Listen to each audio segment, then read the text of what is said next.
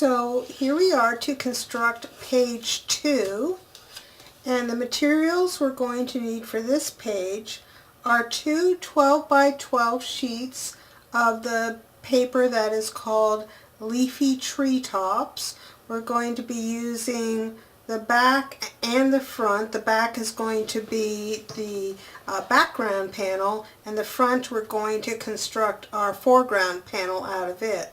So 2 sheets of the 12 by 12 for Leafy Treetops, and 2 sheets of 8 by 8 of Pretty Primrose. That comes from the 8 by 8 pad. And then 1 sheet of green cardstock, 12 by 12. And the die that I'm going to use for this page is another Spellbinders Shapeabilities, and this one is called Botanical Swirls. Botanical Swirls. So that's what we need for this page. So let's start by looking at the background pages. Excuse me. And I did a little pre-cutting to make sure this plan was going to work, so let me pull this out and show you the scheme. So here we have our 2 sheets of the 12 by 12 Leafy Treetops, and what we want to do is cut the background piece, cut one of them from the top left hand corner and one from the bottom right hand corner. And this is important so that we'll get these 2 L shapes that can come and form our front panel. Now, if you've got a keen eye, you may notice that I cut mine with the 7.5 inch dimension going horizontally. Well, I had forgotten that the back pattern might show. It doesn't matter because here's the back, it's symmetrical, okay? But you can cut this with the 7.5 dimension being vertical, but just make sure that you cut one from the top right and one from the bottom left. Now, the other thing is that you may want to play around a little to get an exact match on that background pattern. You can see, I think here, that I've cut that this one is coming right from the corner. It's right thoroughly in the corner. But on this sheet, where I've got some brown cardstock behind here, I've had to trim off just a little bit.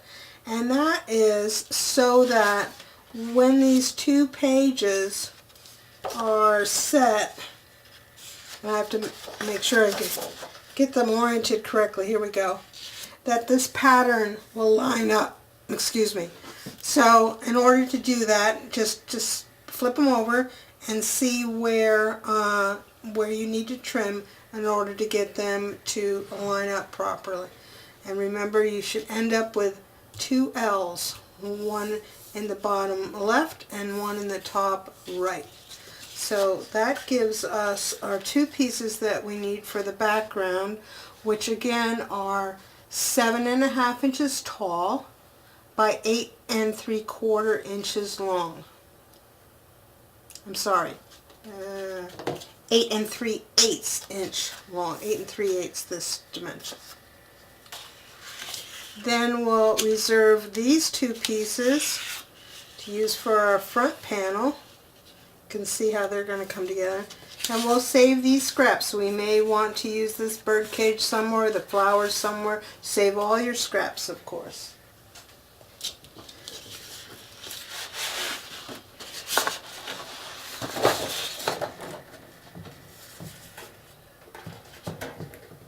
Okay.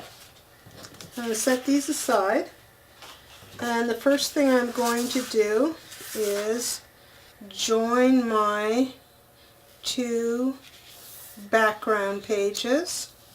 I'm just checking to see that that is the way I want to join them. Definitely. so these two edges are coming together. I have them oriented correctly. And I'm again going to do this trick where I put them together, and you can see my background's going the wrong way, but you'll cut yours properly and you won't have that issue. I don't think it's going to show very much the way the star comes together, and if it does, well, oh well, that's how it is for me. Again, I cut this little strip at about 8 inches so I could trim off the edges, and I'm just sticking it in there and then making sure I have everything properly lined up before I squish it down.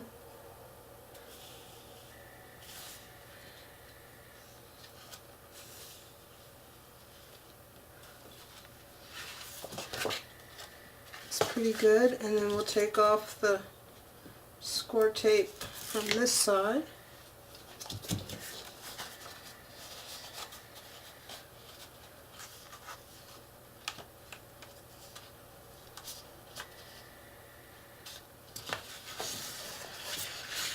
Do a little trimming. If you had some peach paper, you could have used that here in the center to join these. Maybe it would be a little bit less noticeable. I think there's going to be enough going on here that this little bit of cream won't be that noticeable. And then I'll ink these edges, but that's the background. Now for the second panel, that's the one that we're going to use the die cut on. Again, we cut that panel to be 7.5 inches tall by 12 inches the width of the paper.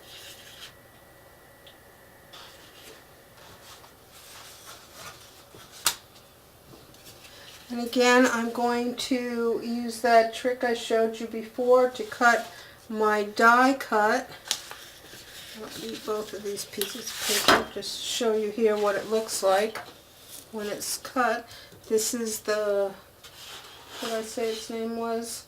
Botanical Swirls pattern.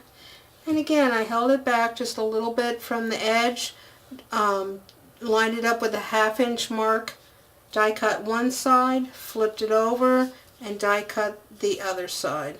You can see I've already prepped with some score tape to join it to the frames.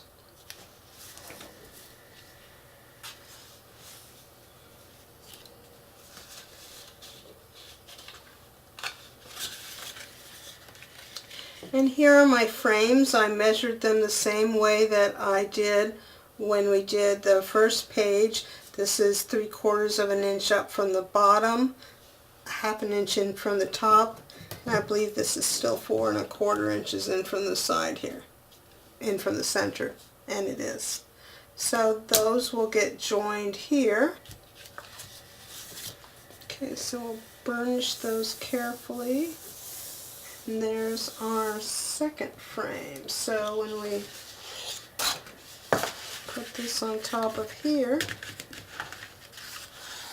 you can see how this is starting to come together. Now for the front panel. And here this is kind of a matter of personal preference, how you want to put this together. I think that we know it needs to be 7.5 inches tall and 12 inches wide. And on other panels, I've made the top be 3/4 and the bottom be 1 inch. But because this has this really nice decorative edge around here, I definitely want to celebrate and keep that going on. And then what I think I'll do is come in some from that, probably with some straight lines, and then cut a little bit around some of the decorative elements. I might put some tracing paper down and see, okay, do I want to save this bird cage, and I don't need this bird. Use my mat to figure out, okay, where is my 7.5 inches coming, about like that.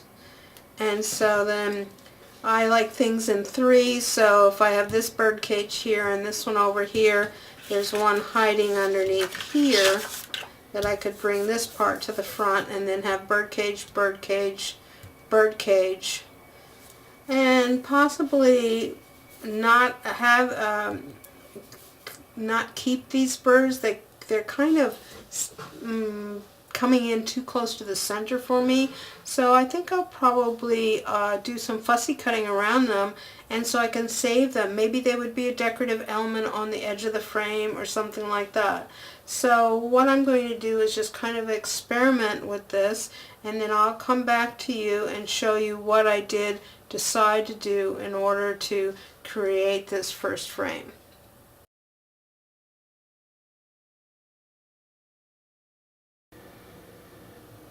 So let's take a look at how I have trimmed this, and I'll point out something, at least one thing that I would do differently.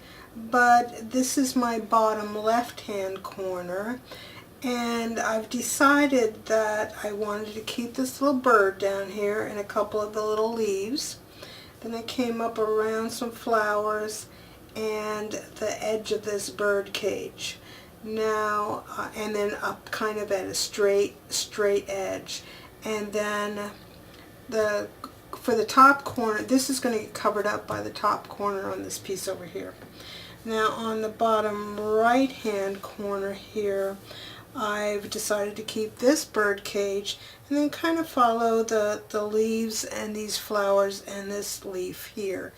And I've held a straight edge back, probably about 1/16 of an inch from the little peach diamonds that are on the edge there. And so on the piece that came from the top right, I kept, I think that's a butterfly up there. It's a little hard to tell. I think that's a butterfly. A couple of the little flowers here and leaves, and then again cut a straight edge about 1/16 of an inch back from the little orange diamonds. I came down on the edge of the hanging cord for this bird cage, and I hadn't noticed because it's pretty faint, but in the paper this little flower does continue on the other side of the hanging wire, and if I had noticed that, I would have cut around that so that the flower came out here. I'll probably come back and camouflage that a little bit, just so that's not that harsh and then that flower isn't just chopped off. I've kept this long just for some gluing purposes, and then let's see if I can find something to show you this. I've cut kind of a slit here behind these little leaves, and the reason I did that was to make the transition to this piece flow a little bit better. By making that slit, then the leaves can come down on top of this bird cage, and it looks, you don't notice the cut. So then this will come over on top of here, and I'm looking over here at where I just put this little straight edge right here, and I'm thinking, I could take that back to, there's a little bit of the hanging cord for this birdcage shows, and I think I'll take it, consider taking that back. Now, another thing I noticed, and I don't know if this will be true on every single piece of this paper, is that it's not quite printed perfectly dead on. Is it that big of a deal? No. But when you're trying to put two pieces together, there's just a sliver of a difference on these two sides.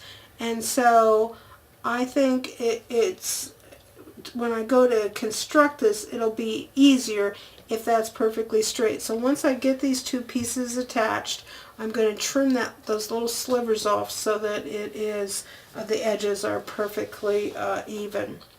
Remember, this needs to be 7.5 inches tall, and as close to 12 inches wide as possible. Use your mat to help you keep it square, and then we'll score in the center here, and then we may end up coming back and adding some flowers or some little decorative pieces, but basically that's going to be the first panel for this page, Treetops. And there are 2 hinges, and I didn't say this when we made page 1. There are 2 hinges that go on either side of this front panel, and we'll see that when we go to put the pages together. Keep your scraps in case you want to decorate this panel or any other panels. So here's the completed set for the Treetops page, and we may add a few little more doodads, but this is basically it. The front frame, the die cut, and then the back panel. So Treetops.